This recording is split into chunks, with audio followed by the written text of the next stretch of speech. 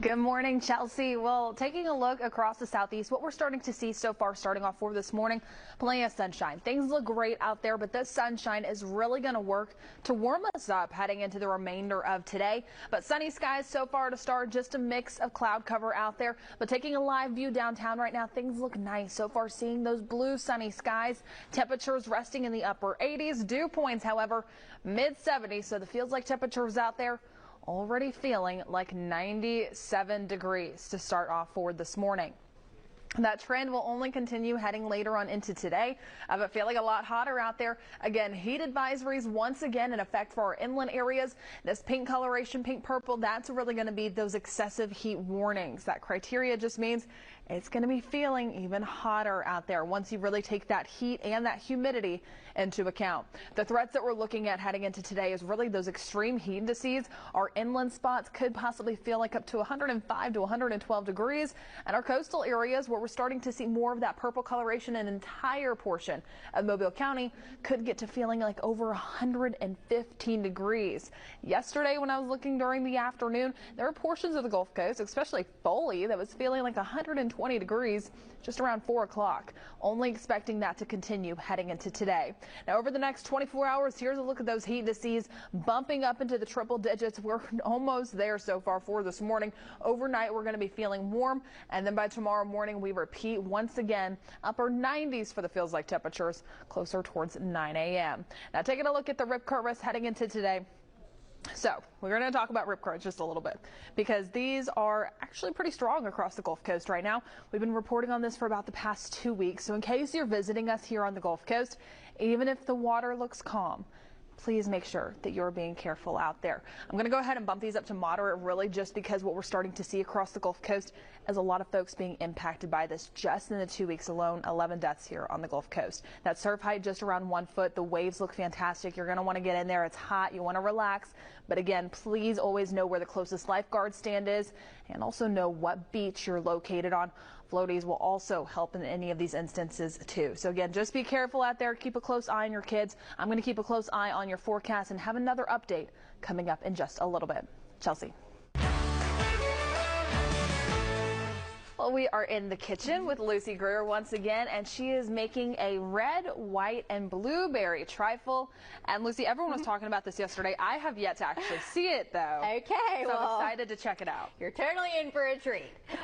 Yes, we're sharing a recipe that I have done before, and I just love doing it for the 4th of July because it's so easy, and a lot of people are traveling or have people coming in town. A lot of people do family reunions this weekend, so it's a really great recipe to do for a crowd or you know, just a small group too. So what we have already done is started on the creamy filling part, and we started with 1 small box of instant vanilla pudding. And we added 2 cups of milk to that, and I just used the hand mixer to mix that up, and it immediately starts to thicken up. And then I just added the zest and juice of 1 orange, which I love to do. It just goes so well with all this fruit, and it just makes it just really bright and adds such great flavor.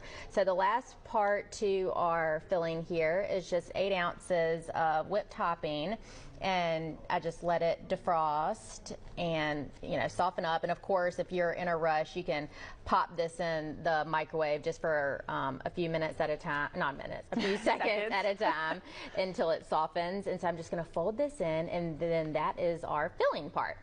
So the other things that I'm going to add, I just take a shortcut from the store, and you can use whatever cake you want. I just usually get the pound cake that's in the frozen food section, but you can use angel food cake. You can use a pound cake out of the bakery. You can use whatever you like, and I just have it cubed up there. So once I get this worked in, we'll start layering it together. I really like the idea of this because it doesn't seem like it costs a lot of money to make, but it feeds a lot. Yes. And it looks pretty and it looks patriotic. Yes. And I really like the smell of the orange in there too. I know, it smells so good. And we do have strawberries on sale this week, which is great. So we have that on sale, and then our buyers do. 4th of July is kind of like our second Thanksgiving. It's the biggest, the second biggest time, sales time in the grocery business after Thanksgiving. So 4th of July is really big for us, and we do, our buyers do such an amazing job. So a lot of people are going to be grilling out this weekend. We have Boston butts, we have ribs on sale. We, like I said, have strawberries. If you don't care to cook, our delis have potato salad on sale, and ribs, and King's Hawaiian hot dog and hamburger buns. So of course, it's kind of, if you do like to have a few beverages, we have amazing prices on beer and wine. So across the store, the buyers do an extra good job over the jobs they do every day for big holiday weekends. So check it out. As I say, Greer's is set for you for this 4th of July holiday. If you're looking for something to make, highly recommend whipping this up for all of the family members or friends that are coming over to celebrate either this weekend or 4th of July next week. And we're going to have more with Lucy coming up in just a little bit. Chelsea. Jen? It's the Mushroom Man. It's the mushroom. I mean, no, I see him all the time. He goes to the farmers markets all around Mobile, Baldwin County. So if you ever walk up there, you can just see the array that he has there for you to pick between. Well, as we do take a look across the Gulf Coast, things are hot out there. It's feeling warm. And so that's why we have heat advisories in place. That's going to be the orange coloration.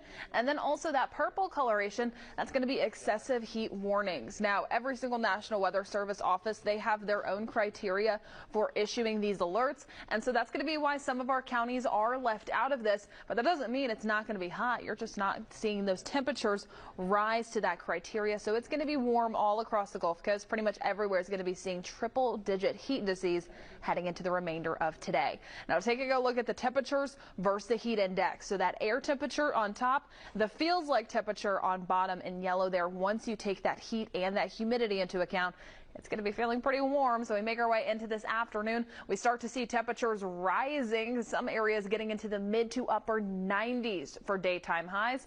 Just a reminder, on average, typically we're seeing 90-degree daytime highs this time of year. The heat indices soaring into the triple digits. Many areas seeing that 105 to 110 range. But even then, yesterday, we saw some areas getting up to 120 degrees for that heat index. Foley was one of those I shared on my Facebook page at 4 o'clock yesterday. It was toasty out there. And then as we make our way into this evening, by the time we get closer towards 9 o'clock, temperatures falling to the mid 80s, but still feeling like the 90s. Now, do keep in mind, if you're spending any time outside, in addition to that heat, the UV index also extreme. Burn time only about 10 minutes. Make sure you have all those precautions ready to go, but most importantly, find some shade and limit your time outside. Now, taking a look at our futurecast, things have calmed down heading into today. We had higher rain chances on the futurecast for today, but those have since dropped off. And so really not seeing the potential for much heading into this afternoon. We start to get closer towards 2 o'clock, and then by the time we make it into this evening, things continue to stay calm and quiet. And then you start to see some of those showers popping up closer towards Mississippi and also northern Washington County by that point, and then staying mostly quiet heading into the overnight hours. So I have dropped off those rain chances heading into today, expecting sunshine and heat. But I'm going to have another look at your forecast coming up on Studio 10 when we come back after the break.